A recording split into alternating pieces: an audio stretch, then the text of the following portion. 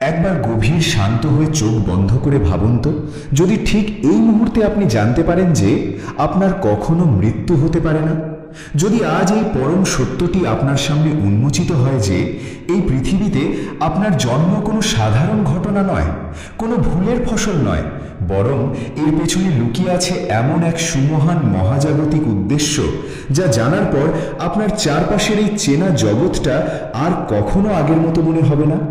হ্যাঁ বন্ধু, আপনি কি সত্যিই সেই পরম সত্যটি জানতে চান? আজ আপনি যা শুনতে চলেছেন তা শুধু সাধারণ কোনো তত্ত্ব বা শুষ্ক জ্ঞান নয়, এটি এমন এক জীবন্ত দর্শন যা আপনার চিন্তার জগৎকে সম্পূর্ণ নাড়িয়ে দেবে এবং আপনার পুরো জীবনের গতিপথকে চিরতরে বদলে দিতে পারে। নমস্কার প্রিয় দর্শক বন্ধুরা, আধ্যাত্মিক ও জীবন দর্শনের পূর্ণময় গীতার বাণী ইউটিউব চ্যানেলে আপনাদের সবাইকে আরও একবার জানাই সুস্বাগত। বন্ধুরা, আপনার জন্ম কেন হলো? আপনার সাথেই কেন বারবার এসব ঘটছে? আর আপনার অন্তরে এমন কোন অনন্ত শক্তি লুকিয়ে আছে যা আপনি আজ পর্যন্ত চিনতেই পারেননি? যদি এই গূঢ় রহস্যটি আজ অনুধাবন করতে পারেন, তাহলে আপনি শুধু কোনো মতে বেঁচে থাকবেন না, বরং ভেতর থেকে সত্যি সত্যি জেগে উঠবেন। বন্ধুরা, আপনি সত্যিই ভাগ্যবান যে আজ এই পরম ক্ষণে আপনি এই ভিডিওটি দেখছেন, কারণ আপনার জন্ম, আপনার এই পৃথিবীতে থাকা আর আপনার মনে এই চিরন্তন প্রশ্ন আসা যে মানুষের জন্ম কেন হয়েছে, এসব কোনো কাকতালীয় ঘটনা নয়, এসব আগে থেকেই নির্ধারিত ছিল। আর আপনি যদি ভাবেন যে এমনিতেই জন্ম হয়েছে, কিছুদিন বাঁচতে হবে, তারপর একদিন নীরবে মরতে হবে এবং ওখানেই সব শেষ, তাহলে আজ আপনি যা জানতে চলেছেন তা আপনার গোটা চিন্তা ভাবনাকেই আমূল বদলে দেবে। কারণ শ্রীমদ্ ভাগবত গীতায় এমন একটি গভীর রহস্য লুকিয়ে আছে যা যদি সত্যিই বোঝা যায় তবে জীবনের পুরো অর্থই বদলে যায়। এবার চারপাশের পৃথিবীর দিকে তাকিয়ে ভাবুন, একই পৃথিবীতে কেউ বিপুল ধনী হয়ে জন্মায়, আবার কেউ জন্মায় চরম দরিদ্র হয়ে। কেউ ছোটবেলা থেকেই দুরারোগ্য ব্যাধিতে অসুস্থ, আবার কেউ পরম শক্তিশালী ও সুস্থ। কেউ ছোটবেলা থেকেই কঠিন জীবন সংগ্রামে লিপ্ত, আবার কেউ আরামে সোনার চামচ মুখে দিয়ে বড় হচ্ছে। কেন এমন হয় বন্ধু? এটি কি শুধুই অন্ধ ভাগ্য, নাকি এর পেছনে কোনো গভীর মহাজাগতিক কারণ লুকিয়ে আছে? শ্রীমদ্ ভাগবত গীতা বলে, মানুষের জন্ম কোনো দুর্ঘটনা নয়, এর পেছনে রয়েছে একটি সুনির্দিষ্ট ও পবিত্র উদ্দেশ্য। কিন্তু সেই উদ্দেশ্যটি আসলে কি? আমাদের মধ্যে বেশিরভাগ মানুষই সারা জীবন কিভাবে জানেন? তারা ভাবে, পড়াশুনো করো, চাকরি করো, প্রচুর টাকা রোজগার করো, বিয়ে করো, সন্তান মানুষ করো, সংসার চালাও, আর তারপর একদিন সব শেষ। বন্ধু, জীবন যদি শুধুই এতটুকু হয়, তাহলে একটি বিবেকবান মানুষ আর পশুর মধ্যে আসল পার্থক্য কোথায় রইল? পশুরাও তো আহার করে, ঘুমায়, ভয় পায় এবং নিজেদের বংশবৃদ্ধি করে। তাহলে সৃষ্টির সেরা জীব হিসেবে মানুষ এত বিশেষ কেন? ঠিক এখান থেকেই শুরু হয় গীতার আসল রহস্য। বন্ধুরা, এই ভিডিওর কথাগুলো একটু গভীর মনোযোগ দিয়ে শুনবেন, কারণ আজকের এই অমূল্য বাণী আপনার জীবনধারাকে চিরতরে আলোর পথে পাল্টে দিতে পারে। জয় শ্রীকৃষ্ণ, রাধে রাধে, ওম নমঃ শিবায়। বন্ধুরা, গীতা বলে মানুষের এই শরীর পাওয়া সবচেয়ে দুর্লভ, এতটাই দুর্লভ যে এই মানব জন্ম পাওয়ার জন্য একটি আত্মাকে লক্ষ লক্ষ জন্মের দীর্ঘ ও ক্লান্তিকর পথ অতিক্রম করতে হয়। একবার গভীরভাবে ভাবুন, আপনি যে এতদূর পর্যন্ত পৌঁছেছেন, পরমাত্মার কৃপায় এই মানব দেহ ধারণ করেছেন, এটি কোনো ছোট কথা নয়। কিন্তু প্রশ্ন হলো, যদি এই জন্ম পাওয়া এতই কঠিন হয়, তবে এর আসল উদ্দেশ্য কি? উত্তরটা খুব সহজ, কিন্তু অনুধাবন করা সবচেয়ে কঠিন।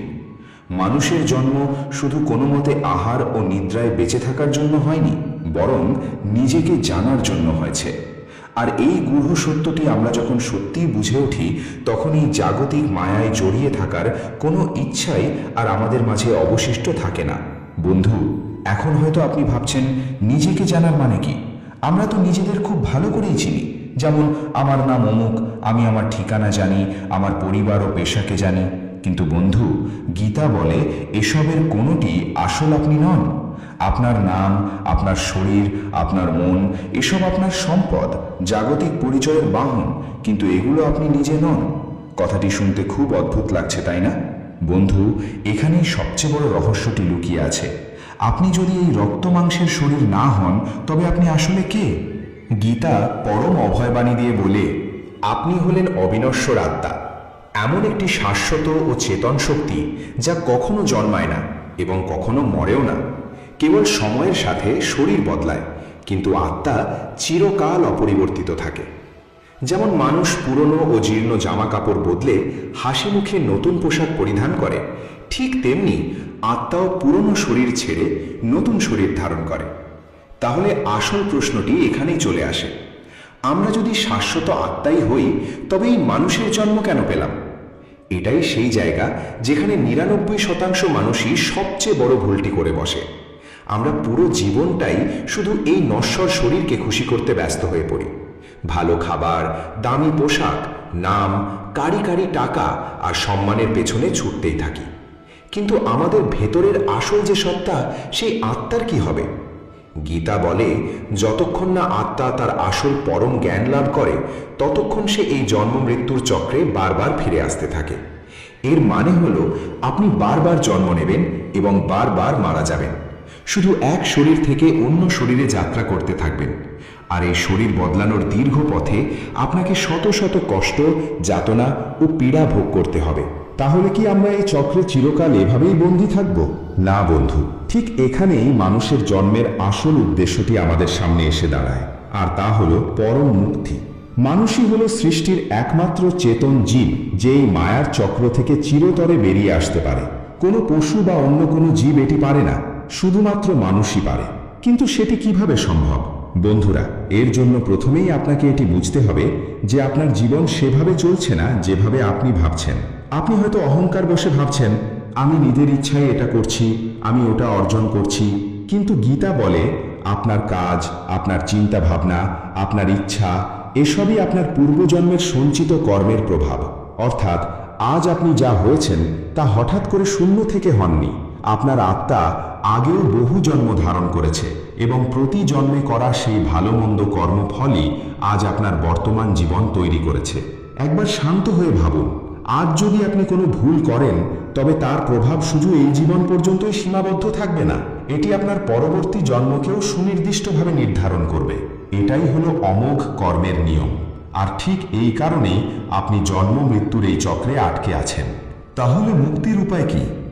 গীতা বলে, মানুষ যখন তার ভেতরের আসল রূপটিকে চিনতে পারে, কেবল তখনই সে এই চক্র থেকে সম্পূর্ণ মুক্ত হতে পারে। কিন্তু নিজেকে জানা এতটাও সহজ নয়, কারণ এই জগৎ আপনাকে প্রতি মুহূর্তে বিভ্রান্ত করে চলেছে।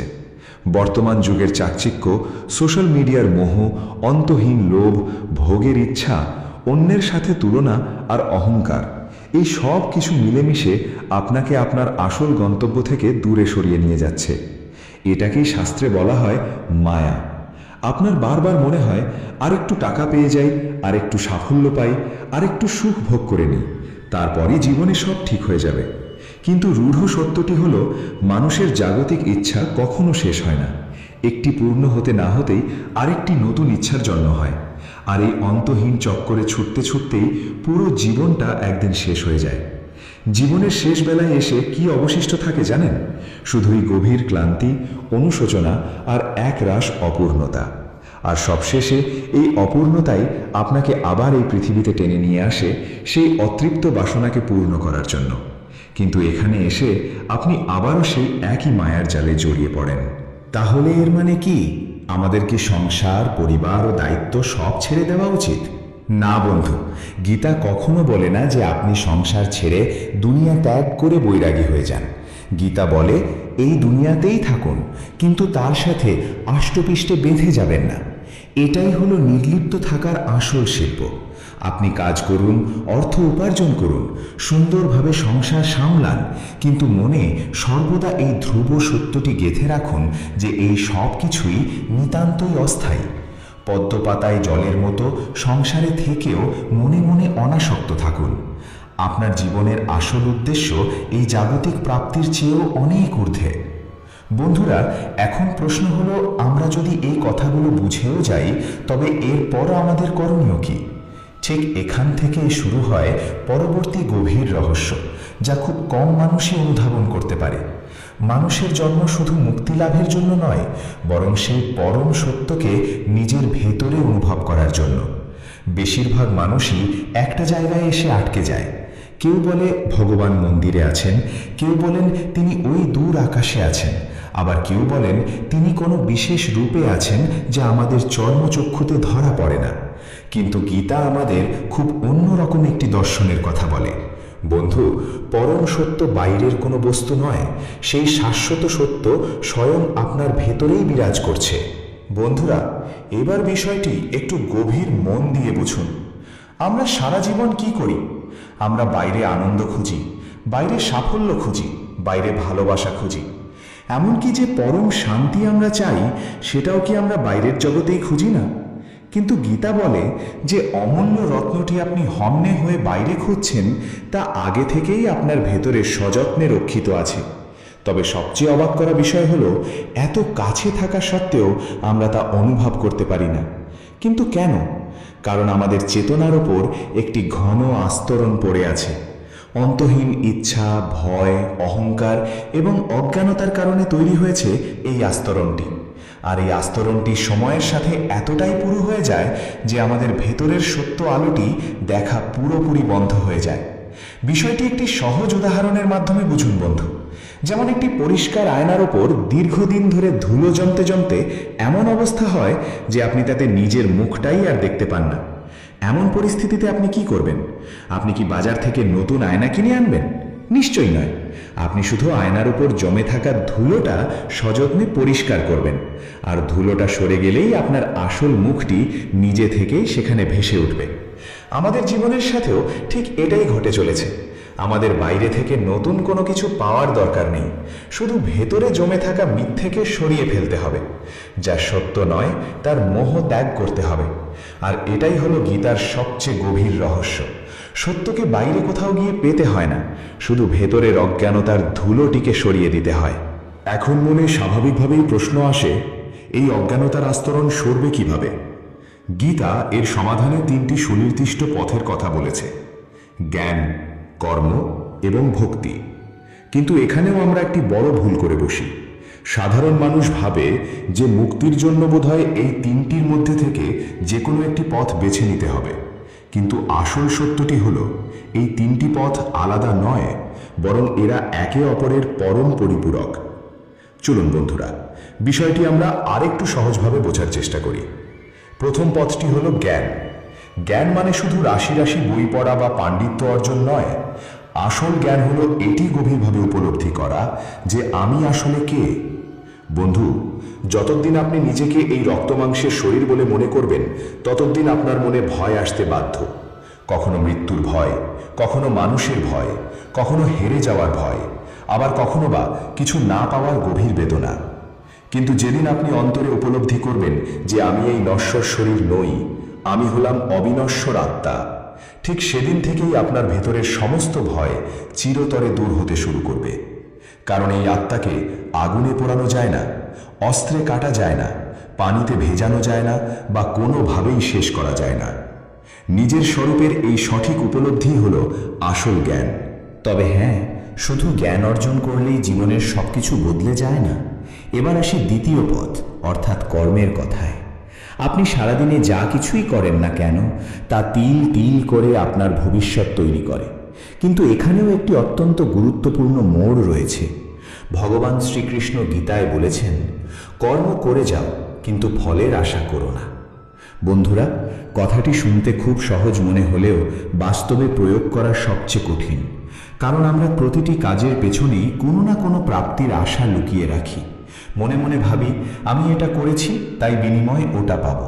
আর যখন সেই আশানুরূপ ফল পাওয়া যায় না, তখন আমাদের মন গভীর বিষাদে ভারাক্রান্ত হয়ে পড়ে। অব্যক্ত কষ্ট আর বেদনাগুলো তখন হৃদয়ে প্রকট হতে থাকে। কিন্তু গীতা আমাদের শেখায়, আপনি যদি ফলাফলের প্রতি কোনো রকম আসক্তি ছাড়াই নিজের কর্তব্য করে যান, তবে আপনি কর্মের কঠিন বন্ধন থেকে চিরতরে মুক্ত হয়ে যাবেন।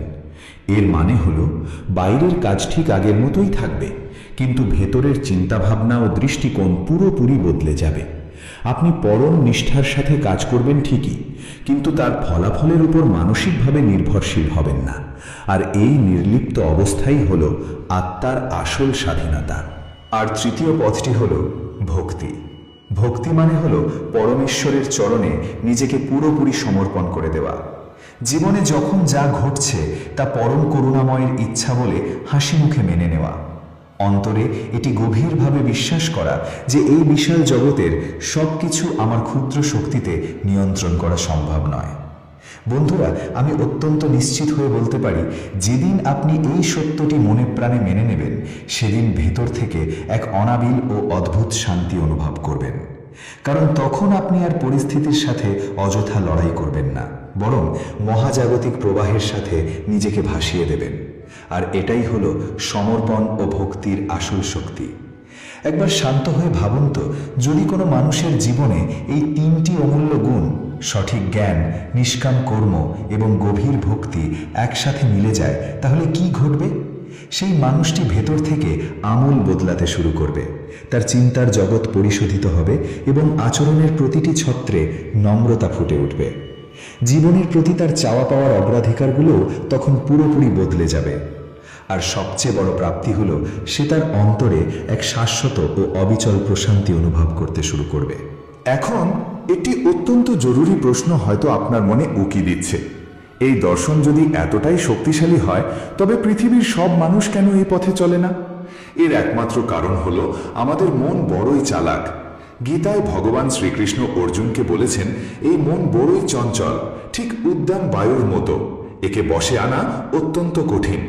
আমাদের এই চঞ্চল মন সবসময় সবচেয়ে সহজ আর আরামের পথটি বেছে নিতে চায়। সে সারাক্ষণ ফিসফিস করে বলে, এখন একটু ভোগবিলাস করে নি, একটু মজা করি, সাধনার কথা পরে ভাবা যাবে, জীবন তো অনেক পড়ে আছে। আর মনের এই পরে করব চক্রে ঘুরতে ঘুরতেই মানুষের অমূল্য জীবনটা একদিন ফুরিয়ে যায়। গীতা বলে, নিয়ন্ত্রিত মন মানুষের সবচেয়ে বড় বন্ধু, আর অনিয়ন্ত্রিত মন তার সবচেয়ে বড় শত্রু। মনকে নিয়ন্ত্রণ করার আসল উপায় কিন্তু তার উপর জোর জুলুম করা নয়। আপনি মনকে যত বেশি চেপে রাখার চেষ্টা করবেন, সে তত দ্বিগুণ বেগে লাফিয়ে উঠবে। একে বশে আনার সঠিক উপায় হলো মনকে গভীরভাবে বোঝা এবং পরম ধৈর্যের সাথে তাকে সঠিক পথের দিশা দেখানো। ঠিক যেমন একটি অবুঝ শিশুকে ভালোবেসে শাসন করা হয়। এবার এখানে আরও একটি অত্যন্ত গভীর সত্য লুকিয়ে আছে। ভালো করে শুনুন। আপনি কিন্তু আপনার মন নন। মন হলো আপনার চেতনার একটি সূক্ষ্ম অংশ মাত্র, কিন্তু আসল আপনি তার চেয়ে সম্পূর্ণ আলাদা। আপনি কি কখনো আপনার মনকে জোর করে এক জায়গায় ধরে রাখতে পেরেছেন?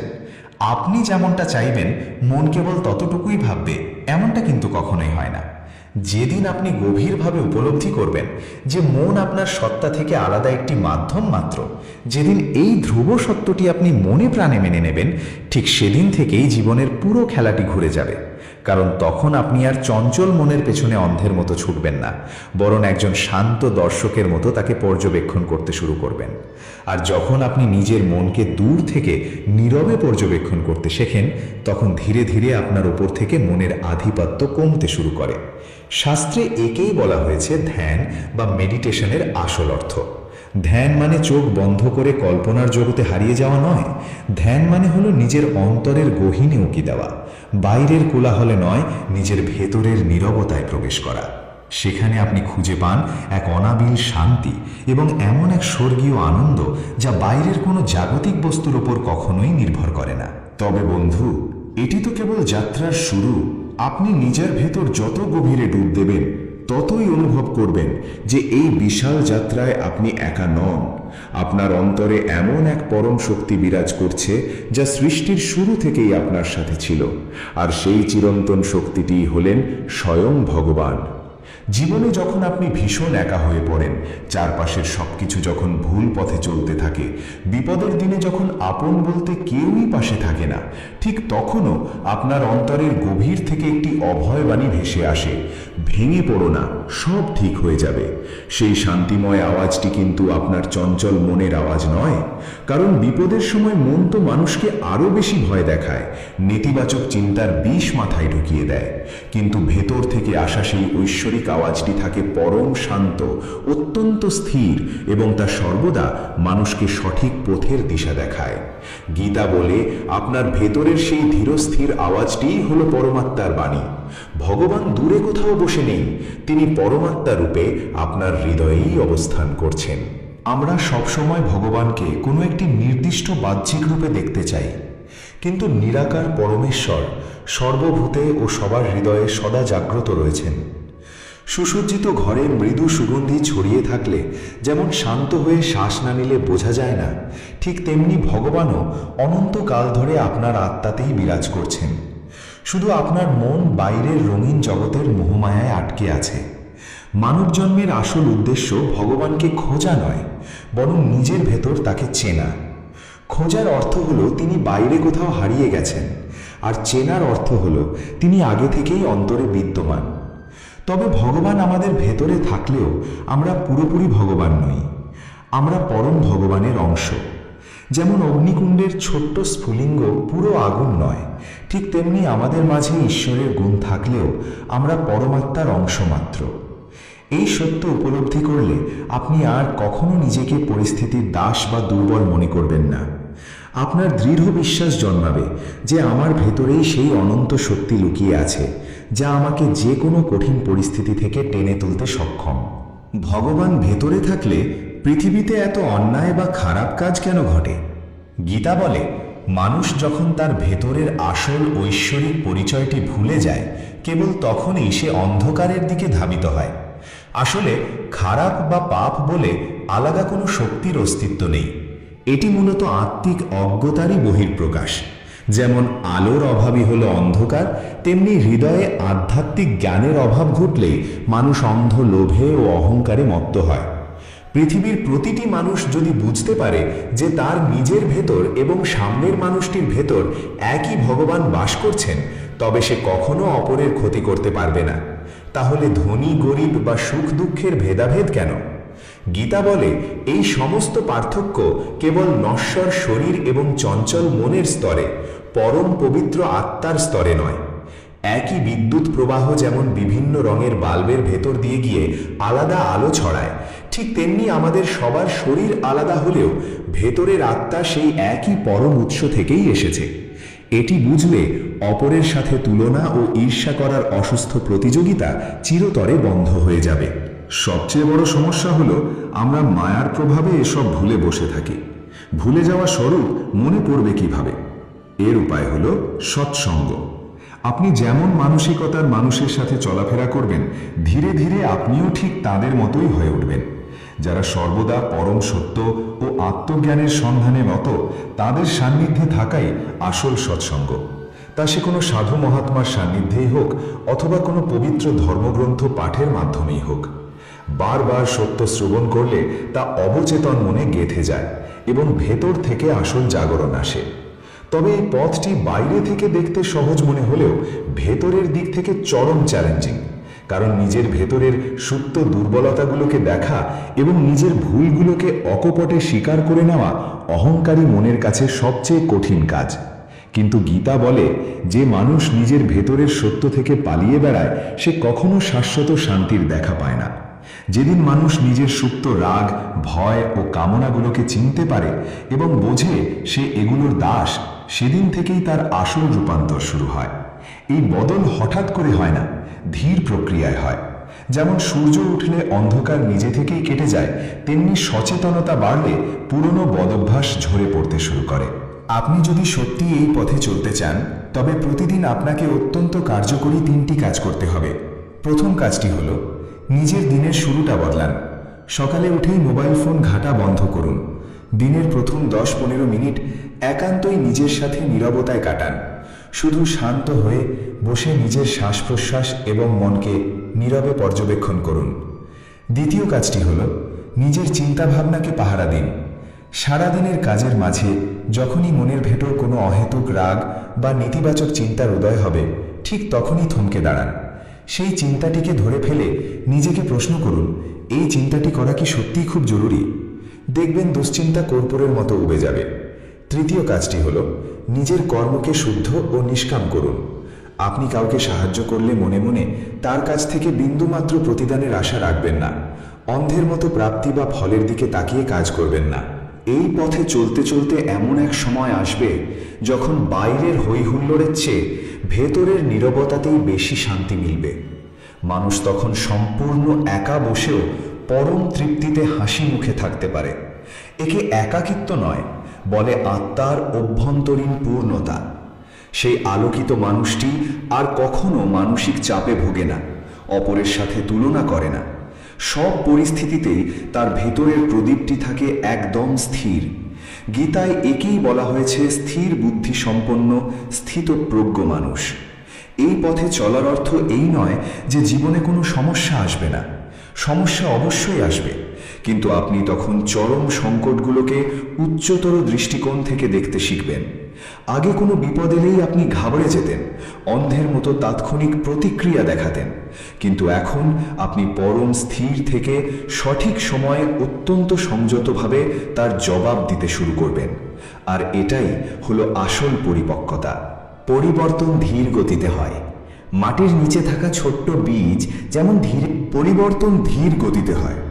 মাটির নিচে থাকা ছোট্ট বীজ যেমন ধীরে ধীরে বিশাল বৃক্ষে রূপ নেয়, ঠিক তেমনি ধারাবাহিকতা বজায় রাখে আপনার ভেতরের সুপ্ত দেবত্ব বিকশিত হতে শুরু করবে। যে মহান মানুষ সত্যি নিজের স্বরূপকে চিনে যান, তিনি দুনিয়া ছেড়ে পালান না, বরং সংসারের মাঝেই নির্লিপ্তভাবে বাঁচেন। আকাশে মেঘের ভেলা দেখে যেমন কেউ জোর করে তা ধরে রাখতে চায় না, শুধু দেখে আর চলে যেতে দেয়, স্থিতপ্রজ্ঞ মানুষটিও তেমনি সুখ দুঃখের ঢেউগুলোকে শান্ত মনে আসতে এবং নীরবে চলে যেতে দেখেন। তিনি আনন্দ বা উল্লাসকে ধরে রাখতে চান না, কারণ আনন্দ ক্ষণস্থায়ী, কিন্তু পরম শান্তি তার ভেতরেই স্থির থাকে। এমন মানুষ আবেগহীন হন না, আবেগকে অনুভব করেন, কিন্তু তাতে ডুবে যান না। সমুদ্রে প্রচণ্ড ঝড় উঠলেও গভীরতা যেমন চিরকাল শান্ত থাকে, তেমনি বাইরের আবেগ এলেও তার ভেতরটা থাকে পরম স্থির। এমন সিদ্ধ মানুষ কর্ম করা বন্ধ করেন না, বরং অহংকার বা লোক দেখানোর জন্য নয়, উচ্চতর কল্যাণের উদ্দেশ্যে নিষ্কাম কর্ম করেন। গীতা বলে, যে নিজেকে চিনে গেছে তার জীবন থেকে সমস্ত ভয়ের অবসান ঘটে, কারণ আসল আমি অবিনশ্বর জানলে হারানোর বা মৃত্যুর ভয় চিরতরে শেষ হয়ে যায়। মৃত্যু কোনো সমাপ্তি নয়, এটি কেবল পুরনো পোশাক ছেড়ে নতুন পোশাক পরার মতো এক রূপান্তর। তিনি সংসারেই থেকেও ভেতর থেকে সম্পূর্ণ স্বাধীন ও বন্ধন মুক্ত হয়ে যান। বন্ধুরা, পৃথিবীর প্রতিটি মানুষই এই পরম অবস্থা পর্যন্ত পৌঁছানোর ক্ষমতা রাখে, কিন্তু বেশিরভাগ মানুষ মাঝপথেই থেমে যায়। একটুখানি শান্তি পেলেই মনে করে সাধনা পূর্ণ হয়ে গেছে, কিন্তু যারা নিরলসভাবে এগিয়ে চলেন কেবল তারাই পরম সত্যের দেখা পান। তো বন্ধুরা, আমরা সেই পরম মোড়ে এসে পৌঁছেছি যেখানে পুরো রহস্য পরিষ্কার হয়ে গেছে। আপনি বুঝে গেছেন যে আপনি শরীর নন, শাশ্বত আত্মা। জীবনের উদ্দেশ্য শুধু বেঁচে থাকা নয়, বরং জেগে ওঠা। কিন্তু এখন আপনার প্রশ্ন, আমার ঠিক কী করা উচিত? কারণ শুধু শুনেই ছেড়ে দিলে কিছুই বদলাবে না। গীতার জ্ঞান তখনই কাজ করে যখন তা জীবনে প্রয়োগ করা হয়। তাই আজ এখন থেকেই সংকল্পবদ্ধ হন। স্টেপ 1, নিজের প্রতি সজাগ দৃষ্টি রাখুন। সারাদিনে আপনি কি ভাবছেন, কি বলছেন এবং কিভাবে রিয়্যাক্ট করছেন তা নিরপেক্ষ দর্শকের মতো পর্যবেক্ষণ করুন। স্টেপ 2, নিজের ভুল পরিচয়টি বদলে ফেলুন। প্রতিদিন শান্ত হয়ে নিজেকে মনে করান যে আমি ক্ষণস্থায়ী শরীর নই, পরমাত্মার অংশ, অবিনশ্বর আত্মা। স্টেপ 3, কর্মকে শুদ্ধ করুন। যা করবেন সম্পূর্ণ মন দিয়ে করবেন, কিন্তু ফলাফলের প্রতি আসক্ত হবেন না। স্টেপ 4, ভেতরে ডুব দিন। প্রতিদিন কিছুটা সময় সব কোলাহল সরিয়ে একান্তই নিজের ভেতরের নীরবতার জন্য বরাদ্দ রাখুন। স্টেপ 5, সমর্পণ। যা আপনার ক্ষুদ্র নিয়ন্ত্রণের বাইরে, তাকে পরম করুণাময়ের ইচ্ছার ওপর ছেড়ে দিতে শিখুন। সবকিছু নিয়ন্ত্রণের চেষ্টা মানুষকে ক্লান্ত করে, কিন্তু সমর্পণে মেলে গভীর শান্তি। একটিমাত্র লাইনে পুরো সারমর্মটি বুঝে নিন। জীবনের উদ্দেশ্য বাইরের জগৎ থেকে কিছু পাওয়া নয়, নিজের ভেতরে থাকা পরম সত্যকে চেনা। আর যেদিন এই পরিচয় ঘটে যায়, সেদিন জীবন বদলায় না, আপনি নিজে বদলে যান। আর আপনি বদলালে আপনার গোটা দুনিয়াটাই নিজে থেকেই বদলে যায়। বন্ধুরা, আপনি যদি সত্যিই বুঝে থাকেন যে আপনার জন্ম শুধু বেঁচে থাকার জন্য নয়, বরং জেগে ওঠার জন্য হয়েছে, তবে আজ থেকেই নিজের অন্তরের গহীনে উকি দিতে শুরু করুন। কারণ যেদিন আপনি নিজেকে চিনে ফেলবেন, সেদিন আর কোনো উত্তরের প্রয়োজন হবে না। এবার নিজেকে প্রশ্ন করুন, আপনি কি আজীবন সাধারণ মানুষ হয়েই বেঁচে থাকতে চান, নাকি এমন কেউ হতে চান যে সত্যি সত্যি জেগে উঠেছে, কারণ আপনার নতুন কিছু হওয়ার দরকার নেই। আপনি আগে থেকেই পরমাত্মার অংশ। মায়ার বশে শুধু আপনি তা ভুলে গেছেন। যেদিন এটা মনে পড়ে যাবে সেদিন কোনো ভয় বা অপূর্ণতা থাকবে না, থাকবে কেবল এক গভীর প্রশান্তি। বন্ধুরা, আশা করি আজকের এই গভীর আলোচনা আপনাদের চিন্তার জগৎকে সমৃদ্ধ করতে পেরেছে। যদি আজকের এই অমূল্য বাণী আপনাদের ভালো লেগে থাকে তবে অবশ্যই ভিডিওটিতে একটি লাইক দিয়ে আমাদের উৎসাহিত করবেন এবং কমেন্ট করে আপনার অনুভূতি জানাবেন। সেই সঙ্গে নিজেকে জানার এই যাত্রায় সামিল হতে এবং প্রিয়জনদের জীবনকে প্রশান্তিতে ভরিয়ে তুলতে আপনার বন্ধুবান্ধব ও আত্মীয়দের সাথে এই ভিডিওটি বেশি বেশি শেয়ার করে দিন।